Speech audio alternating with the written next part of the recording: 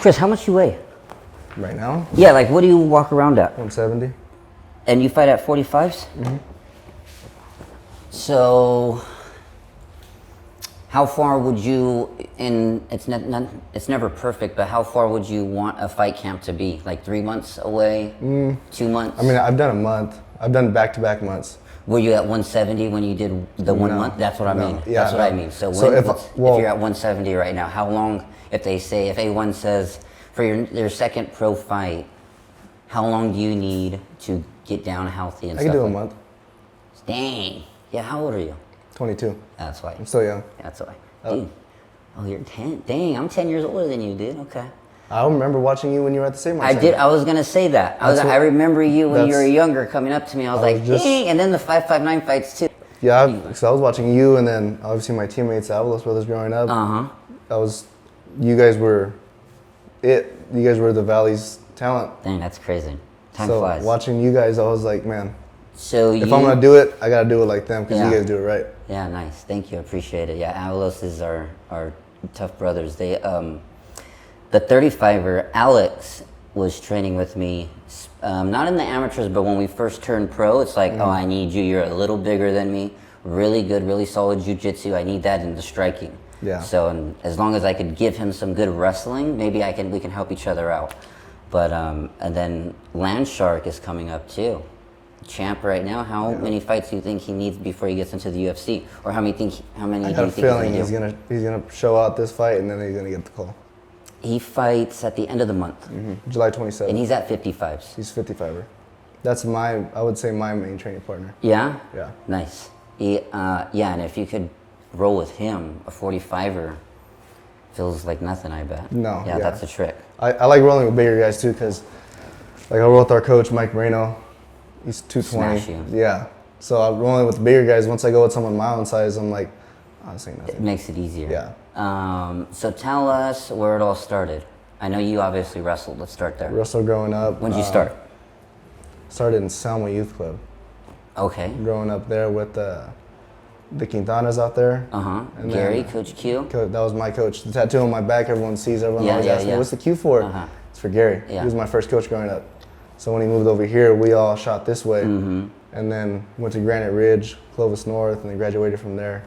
What year how old were you when you started your first wrestling practice? Like 7 or 8. And were you the first one in your family to wrestle? Okay. And you have I know you have a brother, maybe the nephew, is it the young buck? Yeah, Mikey. Yeah, that dude's gonna be tough. I always tell everybody, like, you see the older brother doing it or the older family member, but you see the younger guy, that's gonna be the mean guy because he has to see it. Yeah. He goes through it. I'm always on him. Yesterday when we were sparring, yeah. I'm yelling at him, and he's like, he gets frustrated, but he's still young. He's only 16. Just turned 16. Got it. Then my little brother does it too. He just graduated high school. He's 17. He boxes though. But there's another guy, a middle schooler or elementary schooler. He did the Halo Future Fight Star That's match. Mikey. That's Mikey. He's 16? Wow. Okay. Yeah, Mikey's 16. Man, nice. Where'd you go to middle school and wrestle? Granite Ridge. And then high school, you're at Clovis North. Yeah. And how'd you do in high school wrestling? Good. Did you place at state? How'd you do that? What would you do? Third. Nice. Senior year. And how'd you do junior year? Junior year, I got beat out by one of our other guys. Is that the blood for varsity? Dude, that's the crazy part about Clovis. Because Clovis is your second string guy can be a state placer. Yep. One of my buddies, Jake, Vince's brother, actually. I never seen him on the varsity, but when in high school, but after high school when I started training jiu-jitsu in college, I met and linked up with him, and I'm wrestling him. I was like, bro, where did you wrestle at? How are you, like, right here next to me? I've never seen you on the varsity. He goes, I was Clovis East second string. I was like, dude. But he had this is a guy, Justin Hodeggy. I could never beat him. And that was his training partner. I was like, okay, that makes sense then. Like, all the Clovis is hitters. Everyone in Central Valley, pretty much. Selma, Clovis, Central. There's kids everywhere. And then the powerhouses, Buchanan and Clovis High. Yeah. They've always been powerhouses. When I went to college in Oklahoma, it was an NAIA, but my roommate was from New York, Boston, or somewhere, and you get the Texas guy, the New York guy, some of the Cali guys. We had a Turlock wrestler, and I came from Bullard, Fresno. But as long as it's Central Valley, at least you knew what was the best. Because, I went to Bullard, which wasn't the best, but I was around the best during the weekends at the wrestling tournaments. So you know who's who. Yeah, at least in California. Yeah. But when we were in college, it was like a one semester before we did any wrestling, only straight to conditioning. So we heard about everyone's credentials, who was a state champion in New York and Texas and Arizona. And I'm like, bro, I barely made it to state my senior year. I was a match away from placing my senior year. Mm-hmm. Junior year, I kind of blew weight and I didn't even go. Mm-hmm. So I count that as a loss also. But when I'm thinking, like, my roommate was a state champion, the Texas guy is a state champion, we go into the wrestling room, dude, and I'm like, either you guys are lying or California's just about it, because I'm smoking all you guys. California is, you gotta remember, it's a one division state. One division only. So if you're a state champion in California, you beat all, the ladder to get to that one. What I didn't notice is divisionals in Texas is their state champion, so they have 5 state champions 1 year. I'm like, you guys are so lost. But I guess because they're so big, they can't all meet in one state, or that too. But also like Pennsylvania and New York too. They're smaller states, but they also have different like divisions. Why do you think that is? I don't know. Me neither. I don't know why. California is just, you get one division. There's only one. That's it. Do we always meet in Bakersfield? Because it's the center. Always at Bakersfield. Who were a couple of your training partners in high school? Hayden Zinkin, Jacob Rivera, he was one of them, the kid that passed away. Okay. Yeah, he was one of my good friends growing up. Rocky, Milton, Vito, when they left, they were a year older than me. We still went to like the Fresno State RTC because Fresno State Wrestling was still in had just started up when I was a senior. So we'd go to the RTC practices, and there was a lot of good training partners there. Then just like training partners from different schools and stuff. And after high school wrestling, you took third. I'm pretty sure you had scholarships and whatnot offered to you. Yeah, it was a couple schools, but I work blue collar now with my dad, so I already knew I wasn't using my degree for anything. So I was like, get ahead in this fight game while I can, while I got the opportunity, and all these, like, I had all you guys around me, like I said, Mike Moreno, Ralph Alvarado, you, the Avalos brothers, you guys were all right there, and I was still young coming up, so I was like, if I'm gonna do it, I'm gonna do it now. There's not really money to be made in wrestling if you're not the guy. And even in amateurs, right? And fighting with the amateurs, you literally have to plan for pro if you want to even think about money. You can make money on the side with sponsorships, t-shirt sales, ticket sales, but you got to know what you're doing too. Like, and if you can't put seats, like butts in seats, you're not making enough ticket sales. And if you can't make enough ticket sales and the people aren't watching you, you're not going to get sponsorships. Well, what is it that you do with your pop? We do low voltage. Okay. We have a low voltage company. Okay, nice. Yeah. And then something about the Stretch 360, right? What is that? He started that. It's a line of CBD products. He started that because of my fighting. Got it. So he was like, well, since you're putting your foot in the door here, this goes hand in hand. Yeah. You need recovery alongside with it. So you take CBD, and do you do like a gummy CBD? It's all roll-on cream. Everything's roll-on cream. We have bath bombs for your joints, hands, feet. And you guys have a location also, right? Like a stretching location? We used to. Okay. Yeah, we sold that off. Got it. Yeah. So right after high school, what are you 17 as a senior? 18? I started in high school. You started training in high school? I started when I was there before Mike was the head coach. That's right, because they were still... I was when Chino was there. Got it. Chino, and then George was still the boxing coach. Was this still at the Throne location on Clovis? Got it. But when I was 14, going on 15, I started doing the front desk at the Bullard location when they were still next to the library. Yeah. So you've been in it. You've been around it. When did you start jiu-jitsu then, since you've been around there? As soon as I jumped in D-Throne, so 15. Wow. But I didn't start with Mike until Mike came. Got it. Which was like 16. Yeah. 16 going almost 17. So he would come in and start coaching, but then when he became head coach, I told Kraft, I was like, all right, I know I want to fight. This is what I want to do. I've said this since I was a little kid. I always I want to fight. So my dad always had me fighting with my cousins, all my older cousins getting beat up. Why do you want to fight? I don't know. I always Just like it? I love competition? The Well, I mean, competition. when we grow up wrestling, you're kind of already But used to even it. like I would just, I'd want to box my cousins all the time, and then my Really? dad had me punching the bag when I was young. That's funny. So, just something about it, I love it. Nice. Like, it's different than wrestling too. It's something about fighting, putting all the martial arts together, There's a little bit going more, out right? there. Yeah. Even like, it's like when you get two wrestlers who don't like each other, there's points involved and there's skill, but once you start playing dirty, you guys get a little pissed, that's where MMA starts. It's like, okay, now go. I mean, give or take, you can't punch in the nuts, you can't bite or poke in the eye. Yeah. But other than Still, that, I can elbow you in the face, yeah, kick you in the head, kick you in the the leg. goal is to draw blood Yeah. and to put you unconscious. No, 100%. So, just something about that just drove me to it. And everyone's like, "Why do you want to do this for a living?" I'm like, "I'm good at it. I don't know. It's like I'm getting better progressively every day. Yeah. It just comes natural." When you were in high school, you got the job at the Throne. You did jiu-jitsu and you started jiu-jitsu at 15. With you wrestling, obviously you had a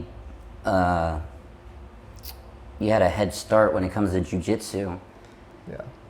When you do jiu-jitsu, is it hard to not use jiu-jitsu moves when you were in high school wrestling, where you can already separate No, it? I could separate it. It was harder not doing wrestling stuff in jiu-jitsu. jiu-jitsu. Like, Gets you in trouble. I can't shoot a high crotch with my head all the way in and head up Yeah. like this. I'm gonna get guillotined. Yes. Or We learned that when they snap like down, the first 2 you're to gonna 3 get months. dart. And I can't sit here on a single leg because I'm holding an outside single and someone rolls forward, you're an omoplata now. Yep. There's all kinds of different transitions I had to learn. Like, okay, well, I can't do that. No, I can't do this. I got to be comfortable with my back now because all my life, bridge and roll, get off your back. Bridge and roll. But then that's how they take your back.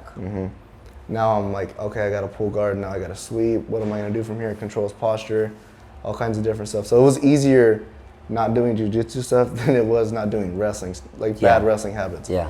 So now there's a handful of takedowns that I use my go-tos that I know I'm safe, I can't get choked, I'm not going to put myself in danger, and if I need to, I can get out.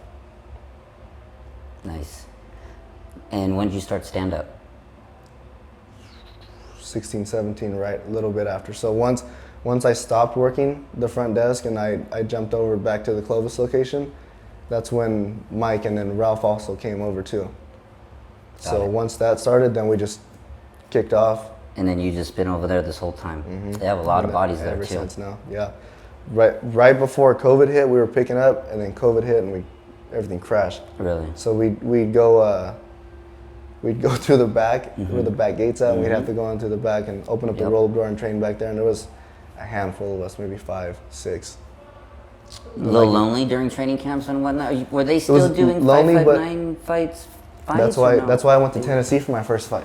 That's Remember, right. I had As one an out- amateur. Yeah, but out there in Tennessee, the rules and regulations were different. So I fought with no shin pads. That was on TV, right? Yeah, I watched that one. Yeah, that was a Valor fight series. No, was it Valor? Yeah. Did you guys have anybody else on that fight card? Yeah, we had David. Which one was David? David, the shorter guy with the tattoo Got it. down his Got arm. it. Okay. He wrestled with Josh Dillon Got it. at Okay. Clovis East. Nice. Yeah, so he went out there with me. He was winning, he was dominating, and then got caught. He dipped down, got caught with a knee. But they put me up against a stud, 2-time New York State champ. He was chiseled, right? Yeah, Chiseled. the black dude is Yep. super favored to win. Yeah. And I come out there and I'm this young You're 19-year-old right. kid. You're Like, right. who's this? And no one was cheering for me. Like, I walked out, was dead silent. Your kicks, dude. Your kick that comes to the body is just like at that perfect angle, and you use this core straight leg, bow, and you're right back in your stance. It's like it's like a Pereira kick to the body. How was it for your first fight as an amateur across the country in a hometown of somebody else? That was insane. I was cutting weight in the airport, not eating. I wasn't as big as I am now. Okay. Like, I was still younger, so, like, it's been 3 years that's been by, my body's growing more, like, as a man. I'm Yeah. putting on more muscle mass and Yeah. stuff. That was fresh out of like a year after high school. So I wasn't too big, and I maintained my weight because I knew I gotta fly. Always training I gotta too. travel. I gotta do all this stuff. I don't want to. And as soon as we got off the plane, we drove straight to weigh-ins. Our Uber took us straight to it was a big old Cotton Eye Joe, looked like a little arena, but it was a Cotton Eye Joe they had there. So that's where we fought out of. So as soon as we got down, it was, and it was like a pro fight. It was day before weigh-ins and everything. Yeah. So as soon as we got off the plane, jumped straight there. That's a big change. I love the day before weigh-ins. Oh, I love it. Now, Yeah. my last fight, it was huge difference. I weighed in at 45.2, and I walked in the cage at almost 163. Yeah. And so, but in amateurs, you would cut also, and it would be the same day weigh-ins too, right? I just couldn't eat and drink too much because then I'd be all bloated going, and I don't want to feel like that. Yeah. And then, taking a nap, I don't have to wake up and I'm all sluggish. And What do you eat during fight camps? Obviously, it's a little different on your off time. A lot of chicken, white rice, broccoli, Same as steamed. wrestling. So Same pretty as much, wrestling. yeah. A lot of peanut butter jelly sandwiches, strictly water. No sodas, nothing like that. Yeah. So. And then how about off season? Oh, I eat Or whatever I off want. fight? Off I'm the gonna fight eat whatever camp? I want. Okay. I'm not a big sweets guy though, so like I don't really like cake and like cupcakes, stuff like that, candies. I don't. Yeah, if you can take that stuff out, you can. And I'm not a fan of soda. If I do drink soda, it's a Sprite. Yeah. So I've always been like that since I was a kid. I'd rather have a fruit bowl than some chocolate cake. So that sense it's not hard. I just eat everything else in the rainbow. Pastas, Mexican food, spicy, like anything spicy I love. And as long as you keep working out, you can maintain 170. Do you ever get bigger than 170? This is the biggest I've ever been. And right if now. you are bigger than 170, I make you're almost like Patty Pimlet, just overdoing I'm it. making sure I stay down. So once my abs start fading a little bit, I know you got to rein it back. So it's over 170, you're in trouble. Yeah. For me, it's over 150. If I'm over 150, I'm Yeah. I got to stay under. But my body's barely getting this big, so I peak at 170. After practice, I'm like 67. Yeah, you'll keep growing, dude. You'll stay growing until like 27. So That's solid. once I keep growing, then it's like, okay, not off season, but I don't have a fight booked. Yeah. I gotta keep the weight at a certain point. I want to say there has to be a variable when like you have a regular person, a regular student in high school who doesn't cut any weight, never wrestled. They're gonna grow until they're about maybe 21, I don't know. But something messes with us when we're cutting the weight, coming back, cutting the weight, coming back, and then when we're 23, 24, you start slowing down on cutting the weight. Do you ever plan on going to like 155s if you get a little bigger, or? I'm definitely gonna be a 55er Later. sometime way later in my career. I don't plan on it anytime soon. They were talking about me going to 35s. Dude, I see guys your size at 35s. Maybe even 25s. Alex Perez is probably a little smaller than you. Oh, right? I know. And he fights at 25s. I trained with Perez over at Oyama before. Okay, so me too. Yeah, I've seen him go. He came into Halo with me one time. I'm like, bro, he wasn't in fight camp or anything, and I was. So I was even smaller compared to. I'm small for a 25er. He walks in, dude, and he's like your size. But sheesh. I'm just a little bit taller and longer. Yeah. But he's stocky, His back solid, is huge and solid. I was rolling with him. I'm like, gosh, this guy's made out of brick. everyone asks like, why do the fighters do it? It's like we don't want to, and it's not even an advantage anymore to cut the weight. You're actually trying to not have a disadvantage to cut the weight. Because like you look at guys like Alex Pereira, that dude's walking in at 230 at light heavyweight. At 205s, yeah. But when he was making 185s. He made those guys like tiny. Yeah. Sean Strickland and Adesanya, they're big dudes, but Adesanya is as tall as him, but Pereira's just so much more solid. Yeah, he's way bigger than Adesanya. So like you're saying, try not to have a disadvantage. There's guys like that cut down, and you're like, well, I got to cut down too now because if I fight him, we're like the same skill level. Everyone in the UFC, top 5, top 10, can beat each other on any given day. True. So. True. But I think also if they're coming in with such a massive size advantage, it's human nature. Yeah, it's too late. The bigger guy, same skill set, bigger guy's gonna more often than not take it. I even think the small, like 170 class and below, if you have the size advantage, you have a bigger advantage because the bigger guys, I mean, you're 200 or 260, you touch them on the chin, almost lights out. Yeah. But if you're 170 and you got a guy who's 155, all the wrestling, all the grappling, you know, that 170 pounder, if they're both the same skill level, that's another 15, 20 pounds you have to work with. That's hard. It's a lot too, because we're not, like you said, we're not 200 plus. So they roll with guys that fluctuate in weight all the way from 200 to 265, maybe more on any given day. But we're rolling with guys our size. You know, we try to stick to 15, 20 pounds, maybe 30. But when a guy's, like you said, coming in that much over, like if I were to bump up to 55, I'm fighting guys that are cutting down from 190. Yeah. Yeah. Like if you look like Islam and Poirier. And they move a lot more than the upper weights. That's why I think the heavier guys can stay in the game a little longer, because they're not hitting switches and Granby rolls and getting in those high scramble situations, especially in practice either. The more big boy, basic jiu-jitsu, basic wrestling, more big stand-up. Yeah. Little guys, we have to know this. We're rolling around all crazy all over the mat like this. Yeah. That's No, hard. I definitely agree that they don't have to do as much as we have to. Yeah. Because like we're little, guys are fast, they're scrambling, they're doing a lot more different techniques than a big guy's gonna do. So you have to be able to do everything. And you're switching to different disciplines. Speaking of that, do you prefer putting all the disciplines in one, like MMA training, or do you like to do just the jiu-jitsu, just the wrestling practice, just the kickboxing, and then one day you put it all We together? have a different lineup, so we do like What do you think? Monday, Wednesdays we'll do it's an early fighters training. It's mostly stand up. We'll do some sparring. Then we have a jiu-jitsu class that we do all week, 6:30 to 7:30. Okay. So it's just focused on jiu-jitsu, but we also have another fighters training every day from 7:30 to 8:30. Got it. So it's really up. The coaches know, like Mike, great coach, hands down. I haven't had a coach like that. So he knows what to do. He knows what we need. He pays attention. Like, okay, you're slacking off a little bit here. We need to work on this.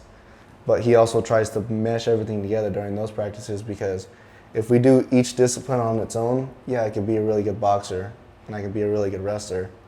But when I do MMA, can I put them together? It's that blending. Yeah. So what are you gonna do transitioning from boxing to close the distance into your shot? Yeah. So if you're not training that, You're not going to be in a wrestling stance when you guys are No. about to start a fight. yeah, so you got to mix. it's definitely, it's good to do each discipline and get good at it, but then it's also, once you're good at it and you can do it and you're efficient with it and you are doing it good, what are you gonna do from there? Just take what you need to use from Yeah. it. Got it. Yeah. So each day, the Throne offers you 3 classes for you, right? One in the morning, and then one from 6:30 to 7:30. and then Our gym 7:30. opens at 4, so there's kid classes that start. 5:30 is our start time. So normally I'll be in there from 5:30 to 8:30. Got it. So like, give me your typical Wednesday during a fight camp. What your training looks like. Wake up in the morning, do my miles. At what time? Before work, so it depends what time I have work. Okay. Closer to the fight, I take a little more time off work, so that way I wake up. So say it's like the week before the fight. I'll take a couple days off during the week and I'll pick what days I'm gonna work.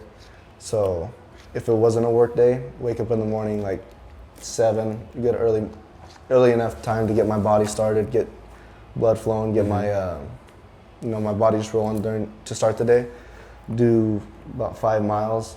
Five's a good medium for me. It's not too little of like the miles, but it's not too much to where Do you like treadmill or outdoor? outdoor. I can't do the treadmill. I can't Really? be stationary. I like being outside. Got it. I'd You do rather- headphones? Yeah. Okay. I can't do over here though. That bugs me. The overhead, Oh, what do you mean? like the beats, the Okay, overhead okay, beats. okay. I So like the AirPods. How do they fit in those ears? And they're not that big. No? No, they fit. I have to change the tip. You do have the pocket. I have You the have pocket. the skull candy pocket that Yeah. goes all the way in? Okay, yeah, those So are. I changed the tip on the AirPods to the smaller one, so they fit now. Got it. Yeah. I But I'm tried getting it to, over man. here. I just popped this one a little Yeah, bit. I keep it draining looks- it. This one's more fresh, but that's my one thing. I don't like the cauliflower, but I was like, if I'm gonna get it, I just can't have the pockets closed up because I That can't sucks. I can't do the overhead earphones. Yeah. That ever since I was younger, that used to bug me. Do you ever get people like looking at you and they're like, hey, what's going And then they go back? Every day. They look, so basically they look at your eyes and they look in your ears and then right back to your eyes. Yeah, no, every day at work. It happens once a day. I can't avoid it. Hey, you wrestle? Or hey, you fight? And then I'll have a 20-minute conversation on from there.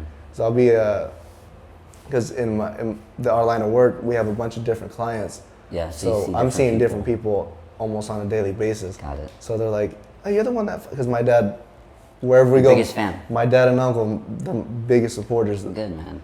And my mom too. They're always telling everyone, "Oh, look at my son! Look at my son! Look at this and this." And when they do finally meet me, they're like, "You're the one that fights on." Yeah. I could tell your ears. I was like, "Oh, really?" So after your run, let's say what, 10 a.m. Yeah. So I'll go home, eat some breakfast, whether it's egg whites, eggs, oatmeal, banana, something small. Couple waters. During the middle of the day, I'll maybe go back for some pads or stretching, light weights. It depends on how I'm feeling and what me and my coaches, how we feel my body is. If I don't need to do nothing, just rest. Like I said, keep stretching. Yeah. So I don't get tight later during the day. We'll get there at 5:30, and we'll do that hour of fighter training. Because Monday and Wednesday we have that early hour at 5:30. Yeah. So it's a lot of pads that hour. So we'll do pads and then super light sparring if it's like a week before. Super light sparring, more for movement, get timing. So like give and take sparring.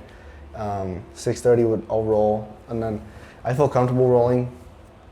Yeah, pretty good. I know what partners to pick. Yeah, exactly. That was about to say. That's as the long big as you thing. know the partners to flow with. What partners to flow with, because they know to give that flow back, Yeah. and they're not going to be trying to just and just like go hard. What are you, a purple belt? No, blue. Blue? I'm still blue.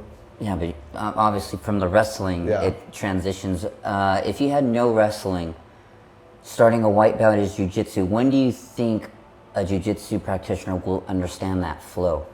Like it's more of a dance. Like you can put yourself in a bad situation. It depends on the person. Yeah. It also, because I've seen purple, brown belts that Still don't they're do it. super good, super technical, but if I get them in a scramble situation or in a flowing situation, they get stuck a little bit because they're used to, I'm here, hold position, then I'm gonna move to this. It is good for controlling for points. Yeah, no. And to win. But in our line of work, it's There's a little different different. understanding. Yeah, we have to be able to flow because at the same time we're throwing punches, elbows, and then our grappling's totally different from jiu-jitsu too, or our MMA grappling, because I can't be on, in X guard or trying to do a De La Riva or all these fancy moves on bottoms. The dude standing on top using the hammer fist you down, and I can't. Half guard's a big thing too. We were in practice and I was getting beat up in half guard and I was all, why am I doing this? And Mike was all, you're trapping yourself there. Is this, you're getting beat up when you guys are training like MMA practice, so there's punches thrown? Yeah, where wow. I'll sit in half guard because I'm pretty comfortable there, and he's all, you're trapping yourself there because if you're in half guard and you sit on your leg, you're trapped now. I'm sitting on your leg in half guard and I can just post on your stomach, and now I'm hammering away, whether it's your leg, elbows, stomach. If you start getting up, elbow to the face, punch. Yep. So I had to learn different stuff because now it's not wrestling, and now it's not jiu-jitsu, now it's MMA grappling. Yeah. It's totally different. You gotta turn certain parts on and off real quick. I can't be sitting on my back too long because the guy on top in the fight's winning. Yeah, I mean, I think all jiu-jitsu moves work in the fight. I just think the timing of the fight. Like if I'm, in the beginning, if I get taken down and I'm pulling guard and I'm trying to work the omoplata and whatnot, I gotta get that underhook and try to wrestle my way up. Yeah. But if I'm getting my butt whooped and he's in half guard, I better try to do an X guard or something, invert, just to try to create a scramble. So in that position, I think they work. It's good to drill them. Yeah. Like if I'm getting my butt whooped, here I come for my heel hook or something. I'm gonna try anything. But yeah, that's hard. No, I agree. Like beginning of the fight, the guy's fresh. So if you try and do that, he's alert, he's fresh. Maybe you're gonna get caught with a couple punches that you don't want to get caught with. So like you said, it's good. Build up to your base and get out and reset the position. Because especially if the guy's really good on top, you don't want someone like that fresh on top starting the fight, and now you're down a round already. Yeah. As a Amateur, what did we finish at? 6-1? 7-1? 6-2. 6-2. Yeah. What's different between the amateurs and the pro now that you already got a pro fight in? To be honest, it's really not that different. The rules are different. I got more interviews to do, more paperwork, more medicals. But like the 559 fights had so much talent and to give. Like it's seeing the Same people and everything also. Obviously, because 559 fights and A1 Combat are starting to do more hand-in-hand stuff, so I'm going to see the same faces. Like my first pro fight was a rematch I had lost. Yeah. So now seeing these same people, I'm like, oh, I know what's going to be offered. I know AKA now is involved. You know, you got people from all over the country coming now. People who take it a little bit more seriously. Yeah. So there's obviously, I'm not saying it's the amateur level. Obviously, as my fights go up, the level's gonna go up higher and higher and higher until I'm in the UFC, and now it's my job. Your first fight as a pro, how did it end? How did it finish? First round submission. Got it. So you haven't even went to 5 minutes yet. No. And how long was it when you got that submission? It was 2-3? 3 minutes and 44 seconds. And that was the rematch too, right? Yeah. Of That was the fight that happened before that. That was, we all know what happened with that, with the ambulance and whatnot. Yeah. So that was one that stung me a little bit, because on my interview with MLH Media after the fight, he had asked me the same thing, like, how do you feel getting this win back? And I was like, it was one I really was looking forward to. This one. It was one I really wanted back, because I knew the first round was dominating, I was winning. Second round, still took him down. And then I got caught with the up kick. But like you said, there was that whole thing that happened. There was a 10-minute intermission in between or the first and the second round. I thought we were done. I thought the fight was getting called off because of ambulance, because of that issue in the front. That was nuts. You know why they left? Someone had pulled a gun out at the event. And there was a big fight that Someone did pull it out, so that's why the ambulance left? Because they were, someone was bleeding, I guess, out in the front. It was a big brawl that happened. Oh, got it. So they had to use that ambulance. Yeah. Got it. So we see the paramedics leaving, and we get up to start the second round. They're like, hold up, pause it, like stop the fight. You can't, because And I was confused. I didn't know what was going on. I'm locked in right now. And then my coaches come in, and we were almost like starting to take off the tape on the gloves. And they're like, no, just hold up. We think they're coming back.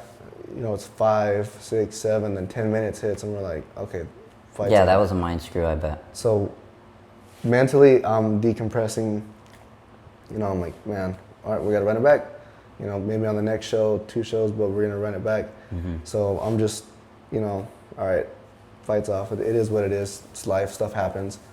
And then I just see all these paramedics running back in with the stretcher and everything, and they're like, fight's on, let's go. And everyone, all productions, all hands on deck. From 0 to 100, you had to turn it back on. Yeah, so that was definitely, you know, mess with my head a little bit, but in this game, we got to be ready for anything. And how do you explain that, like turning it on? What does that mean? Like you're fighting, you're on, and then, oh, the ambulance is gone. All right, I guess that's done now. I get to just relax now. I get to see who else is here in the crowd, say what's up to them. Nope, you're right back on. Yeah, so it's like, now I just took myself to that dark place, you know. The dark place. Like, I'm going to war. Yeah. Dark. We just got done talking about that. Yeah, I'm going to war right now. Like, this guy's trying to take my head off.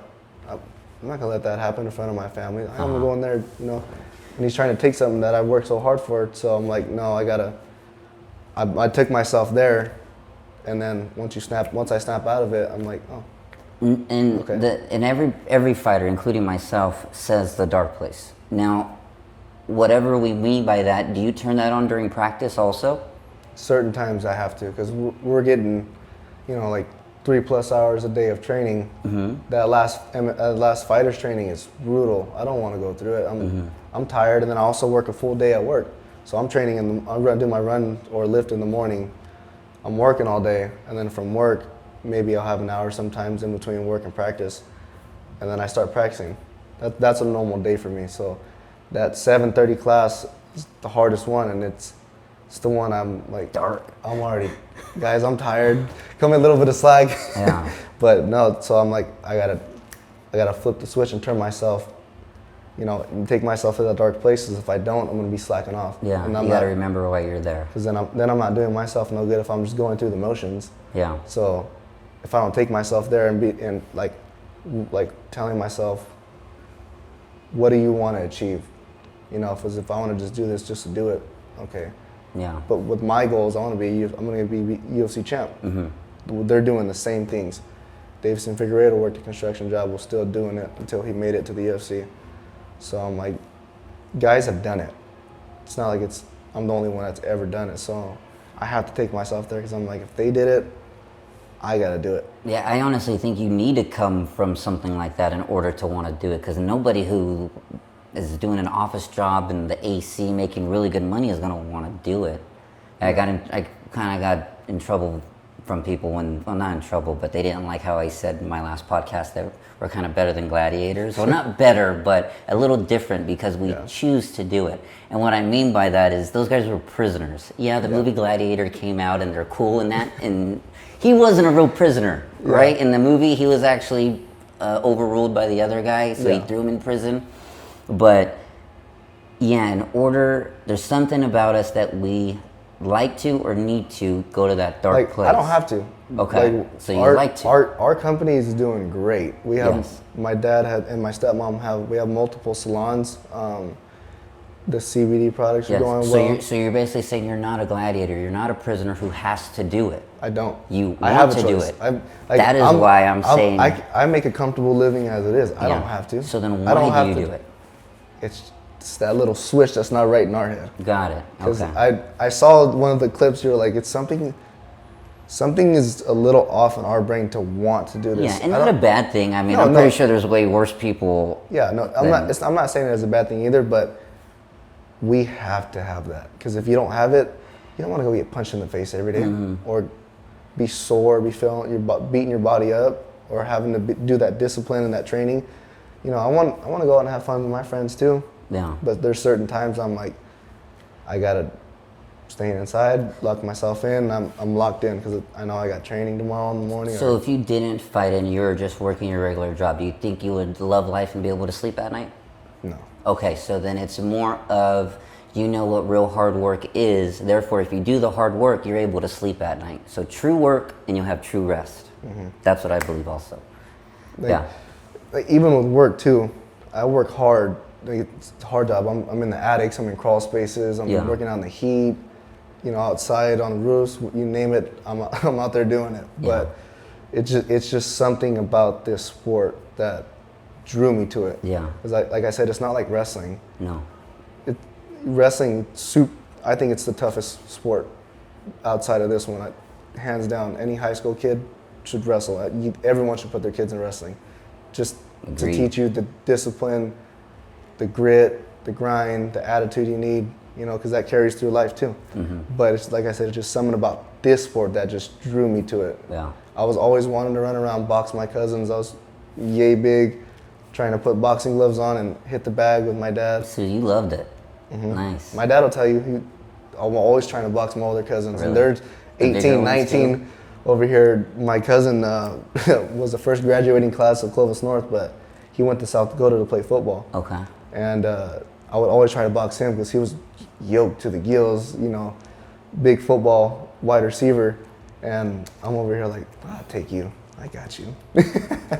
So I was always trying to box my cousins and fight with my younger siblings and just doing something. I wanted always doing something physical. I was always outside. I was never inside. So I felt like that went hand in hand. You know, I'm always doing stuff with my hands, and now I'm using my hands to try and make a living. Got it. You know, and it's just something I love. I love doing it. I love the knowledge, having to learn, overcoming the challenges, pushing myself, and just being great.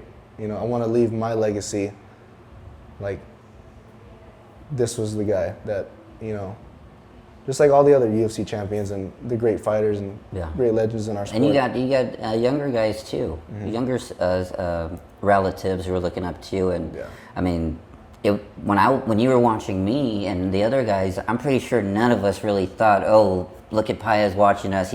We know he's going to be champ one day in amateur, so let's make let's be the role. We never really thought of it, but the older I get, the more I start thinking of that. And it's like, yeah, I want to make a good example for them, but actually for myself too. Yeah. That's. And like everyone makes mistakes. Everyone messes up. It's life. We're gonna have those hiccups and bumps, but like you said, I'm the oldest of 7, so I got all the younger kids looking up to me. Whatever Bubba does, I want to do it. Yeah. So this last fight, pretty much all my siblings were there, going crazy. And one of my brothers started crying. I was like, "Why are you crying?" "I'm so proud of you." And I came down and I gave him a hug because they get nervous when I fight because they don't see me in practice and they don't see me when I'm like that. So when they do see me, especially with that big crowd all around us, they're like, it's different. They're looking around like, "Oh, Bubba's gonna come fight in this?" So they're getting emotional. And you can only imagine because I sometimes I have somebody who's never seen me fight come out and I was like, "Have you ever seen a fight?" I was like, "Yeah, we see fights all the time, but have you seen somebody you know fight?" It's not that, it's someone you care about. Someone you love. Yeah. That's totally different. And then, man, I feel bad for my poor mom. She's had to put up with all this. I always tell her it's just the beginning. I still got ways to go. Does she try to tell you not to do it? No, she's all for it. Why? Whatever. So I'm her son, whatever. She's going to support whatever I want to do. Got it. You know, if I want to chase my dreams, just like my dad and uncle, they're all 3 of them, my mom, dad, and uncle, stepmom, stepdad, they're all behind me. They're always on my butt all the time. Anytime I start swerving, they're like, hey, get to practice. Yeah. Or why aren't you at practice? Yeah. Why aren't you doing this? You know, like when I was first starting, I was like, man, because I want to go. No, because I'm like, I want to be over here with my friends. Yeah. Like, well, if you want to do this and be this, you have to live this lifestyle. Mm-hmm. It's a lifestyle. There's no other way to put it. And there's money involved. You obviously take time away from work to go there. You obviously have to pay for the training. So it's almost like if you start your own business like somebody else, except your physical health is on the line now. Not only the financial, not only the pride, but literally your nose, your eyes. I mean, I got a $5,000 implant, on my tooth. You know what I mean? Because I got knocked out. It's like, shit. And this was from training. It wasn't even from the real fight. So people, they don't understand. We're going in there every day, putting our bodies through it every day. Tough trainings, tough. We've trained together. Mm-hmm. You know, throw it on Thursdays. You know how it gets in there. Everyone's sparring hard. Yep. We're rolling hard. You know, accidents happen like this. All it takes is for your finger to get caught. It's broken. Someone accidentally headbutts you. Now you're split open on your face. Yep.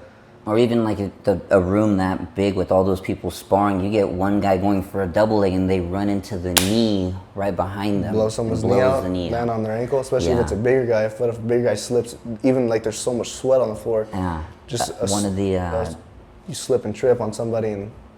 One of the big Dagestan guys, me and Alex Avalos and Rudy, Coach Rudy, he took us up there to AKA. And it was a big room like that. Mm-hmm. And they put me with one of the Dagestan UFC fighters, and we're up there, and I'm shooting for my life, dude. Like, this guy's popping me. Yeah. And one of the big heavyweights was like, "Hey, don't be shooting in here, dude. You're gonna blow someone's knee out." I was like, "Huh, you're right. Never thought about that." Yeah. All right, cool. You guys must have had a lot of knees blown out to know that already. Yeah, we make sure we tell them, like, once you take them down, get back up, because you don't want to be sitting on the floor when there's that wasting time. You need more practice. Well, that too, but you don't. We have so many people in there now. It's not like how it used to be when we had the whole gym to 10 people. Yeah.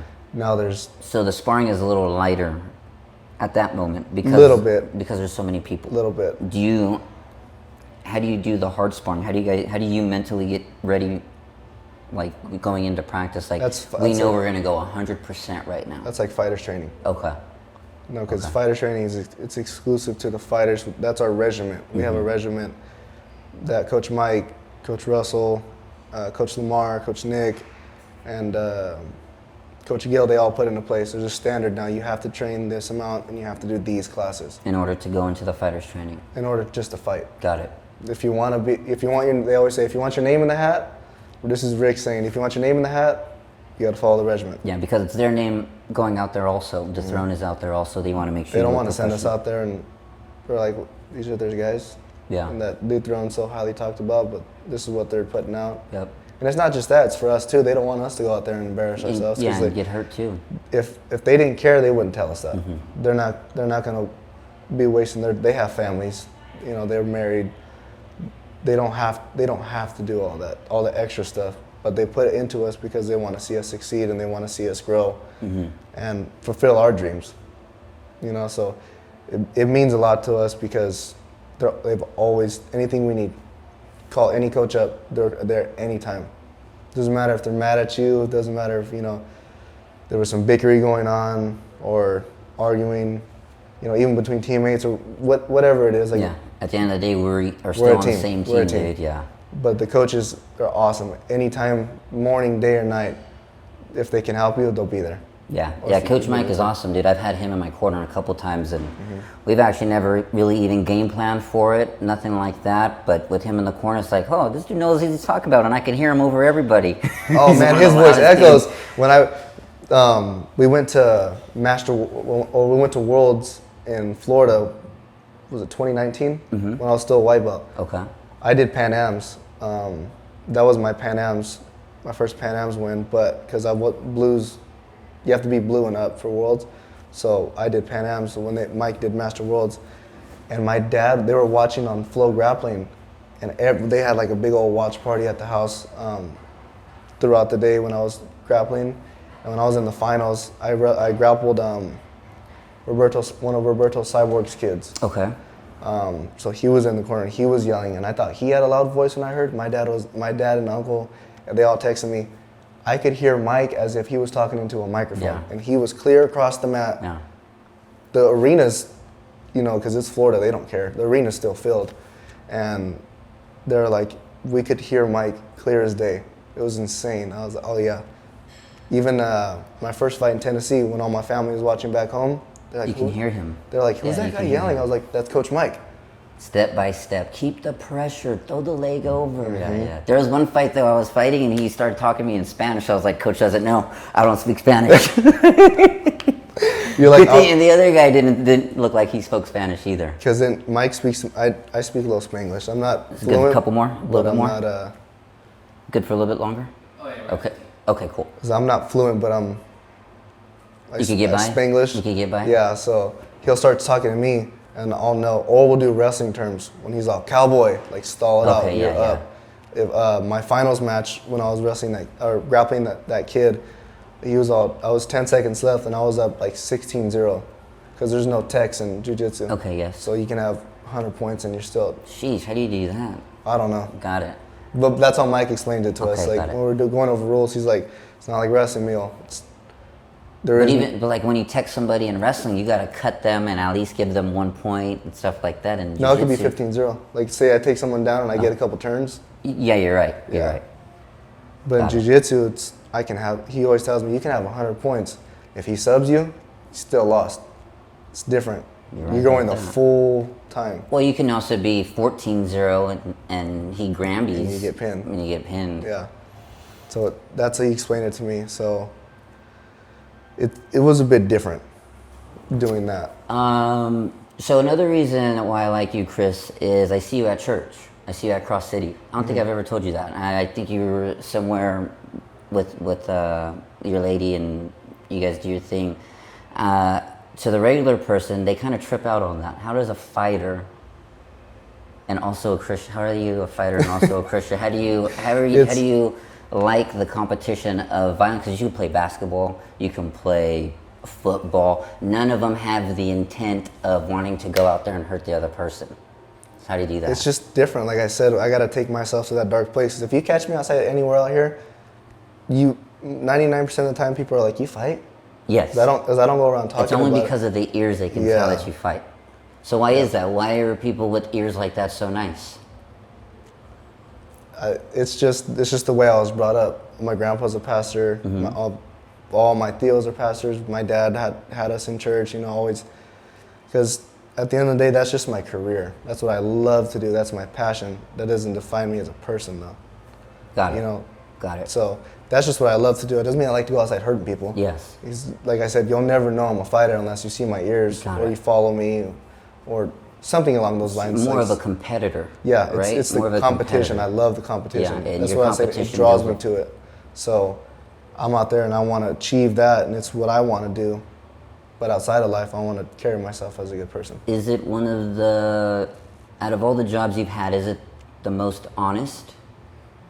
Like, you can't get away with taking a day off. You can't get away with being lazy. You can't have that wrong You get out of mindset. it what you put into it. Got it.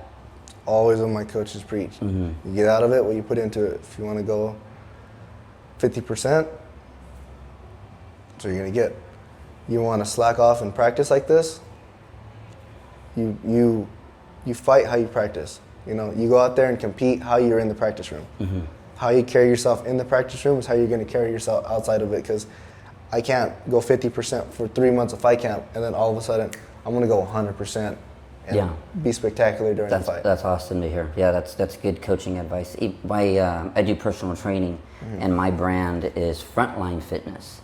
And as a soccer player in my youth, my coach named us Frontline. And I was like, why Frontline? He goes, well, because that's the front line of the military. They go in first. We're the first ones to go in. I'm like, that's interesting. I wouldn't want to be the first one to go in. And then it's like, what kind of mindset do you need to have in order to be the first one on the front line? And that's what I tell my clients. Like, look, for 1 hour here, I can push you. Now you can drag it, or you can say, hey, I'm going to let Coach Paul push me, and we're going to get as much as we can out of it. Okay, now that's just 1 hour. You got 23 hours left outside of these doors in order for us to get this goal. You want 20 pounds off? You want to become a different person? Like, I can't do it for you. You got to do it. You got to stand at the front line of your mind. All of those negative thoughts that come by, you got to just let them go by. Well, I can't. Yeah, you can. You got to do it with discipline and practice. The first thing is to come to the gym. No excuse. Don't tell me, oh, I might not make it today and this and that. You're still fighting with yourself then. If I got to pull you off the couch, you haven't been there. You got to do more work. But if you can literally get off the couch and come to me, that takes effort. Now let's start the real work. And then like you said, it's outside. You got 23 hours. That diet's got to be in check. Also, too, my coaches they say they're like, our extra work doesn't count because we got to be in the gym, but also they preach extra work because if you're out there, like I run in the mornings, my coaches don't care because I'm not in the gym. Whatever I do outside, they're like, awesome. Like, you're only going to get that much better. There is no extra credit. It only just benefits you. So that's me, because I'm like, well, fine. Man, these guys are over here running in the morning. I need to run in the morning too, or just every little advantage I can get, because there was a saying that Dan Gable said, picture your opponent out there running a stadium at 3 in the morning. Now I need to wake up at 2 in the morning, do more than he did, and I beat him to it. You know, like it's like also that wrestler mentality, like, it's the grind, it's a lifestyle. It has to be a lifestyle, because if you don't live it, you're not going to get out of it. Especially being like, you want to be a UFC champ, that's the pinnacle of all fighters' dreams. Everyone, I want to be a UFC champ, I want to be a UFC champ. Well, are you going to take the necessary steps it takes to get there? I even think living it's one, you got to also love it. So you got to love what you do. Because if not, you're going to show up to practice every day giving 50%. When it's like, dude, you get to do this. Some people don't even have the opportunity. So how many guys watch and drink beers as they watch the UFC and say, I could do it? Yeah, anyone can do it, but do you? Because it's not just this day when you have a good buzz and you feel like you want to do it. It's like 3 months before, 2 months before. You got to get up every day, and you got to go to bed knowing somebody else is training for you to beat you in front of your family. They're watching me. They're coming after me. And like, I'm not going to sit on my back and let them take whatever they want. And as a pro now, you got the promotion offering him another paycheck if he beats you. So you have a contract on your head now. So it's literally a contract. And like, that takes you back to what you were saying earlier about the gladiator thing. We choose to do this. So if you don't love it, you're really not going to, you can put all the grind in you want. If you don't love it, it's going to wear out. And it's going to wear out quick, because the amount of time and effort we put into it, if you don't love it, it's going to wear out like that. Well, Chris, I got a couple questions for you. I'm going to put you in the hot corner right now. So like when you're sparring and that heat's coming, all those punches are coming, you just got to throw something. Or when you're in half guard and he's throwing elbows at you, you better X guard and get out. So don't even think about it. You got to throw something. I'll give you a couple questions. Here we go. What's real, aliens or angels? Angels. Ooh, if you had to choose, pizza or burgers? Pizza all day. Would you rather live a short, good life or a very long, boring life? Short, good. Nice. What is one of your treasures on earth? My family. Nice. One place on earth you'd like to visit? The beach. Okay. How about before you pass away? Ooh, that's a good one. Probably one place I would love to visit. You gotta go. He's throwing at you. Pearl Harbor. Pearl Harbor. That'd be a cool one. Michael Chandler or Conor McGregor? Connor. If you're in a dark alley, would you rather know striking or grappling? Grappling. Okay. An MMA fight or a street fight? MMA fight. Got it. On your day off for active recovery, would you rather lift weights or do cardio? Cardio. What do you like the most, ice bath or sauna? Ice baths. Really? Mm-hmm. When's the last time you done one? Last week. Really? Mm-hmm. How long do you do it for? 5-10 minutes. What kind of ice bath? Is it one that circles in it, or is it I just pour put it the in ice? the tub. Okay, Yeah. got it. That's tough. I gotta get one of those little the pop-up pods. Yeah. Yeah, I do it in the sun, dude. For me, it's gonna be hard to do it in the tub. Yeah, it's tough. They even have ones where, like, once you sit in the tub, you get this thermal coat on you. You gotta move to get that cold water, but they have ones like the expensive ones. It filters and blows through. So it's going. Yeah. Oh, no. When's the next fight? We're looking at October or November. Be back here. A1? Mm-hmm. I got a 3-fight contract with them, so I got 2 more to go. Got it. And I'm pretty sure I'm gonna stick with them until I'm in the Contender Series. Yeah, they got a lot of guys who feed through the Contender Series and even short call fights. Hey, A1, do you guys have anybody? We got Paez right here. Especially because I'm pretty sure you've been to a couple of my fights. Oh yeah, dude. That arena, I get that arena going. Yep. It's always that does make a big impact. Like even the A1, I handed Tom all the money, and he was all, "You have any more tickets?" I said, "No, I sold them all." Sold them all. And then he saw all the front rows I sold and all the tables, and he was like, "Oh, okay." It definitely looks good. Yeah, there was a couple other guys that sold their tickets, but I know I sold a bunch of tables and a bunch of front rows. Nice. So that, like I was saying earlier, that definitely helps, being able to pack out arenas. It does, dude, and it helps financially too. It gives you more of a reason to do it. Yeah. Yeah. You have any questions for me? Yeah, I do actually. What inspired you to start this? The podcast? Mm-hmm. I just took a fight after 4 years of not fighting, and now me and my beautiful woman have a baby on the way, baby girl. Congratulations. Thank you. And I know that I'm not gonna fight forever. Yeah. But I love the sport, and I think it's time for me to switch to something else. Also staying as a mixed martial artist, and also guys like you. I want to help promote guys like you and make it easier for you to get your name out there. And I'm interested in what other fighters are doing, like with their training camp. Also, like a Christian, I'm curious, like how does a 22-year-old Christian turn it on and off? This is a nice good guy, but you see the ears. He can also obviously whip some butt. Like, what is it about you? But that's why I'm gonna enjoy it. I like it. Awesome. Yeah. No, I saw this. I saw you getting kicked off with this, and I was like, oh, I hope he asked me to be on here. Yeah. And then like a couple days later, you're like, what's up, brother? Want to be on the podcast? I was like, hell yeah, let's do this. Yeah, for sure, dude. Yeah, I'm definitely all up for good energy, guys, and you can feel it. It's an unspoken vibration, I think. Yeah. But man, I can't wait to be back on here. For Maybe sure, after a couple more fights, will get me back on here. Put a couple pro belts on here. Oh, the A1 belt will be on here with these two. Heck yeah. And then we'll get the UFC belt on here. When is the A1 belt gonna come on here? 2-3 years? I'm gonna go on a limb and say under a year and a half. Okay. Oh wow. So 1-0 right now. You plan on getting the belt within 2 years. Yep. It's a busy guy. Tell everybody where they can reach you, like Facebook, Instagram. Instagram, Chris_Paez24 is the best way to reach me. I have Snapchat, Twitter. Don't really use Instagram is my main point. Same here. Yeah. I figured Instagram's the best, especially for me. But the I'm most 33. open. I don't know what the 22-year-old guys are doing right now. Yeah. I mean, Snapchat's cool, but it's not really like, it's more of a to talk to people and stuff like that. Yeah. But Instagram is definitely the best thing because you're gonna get to see all my posts. You get to keep updated with me. You know, if you need to contact me, you can. If you're interested in like sponsorships like coming that. to a fight. Yep.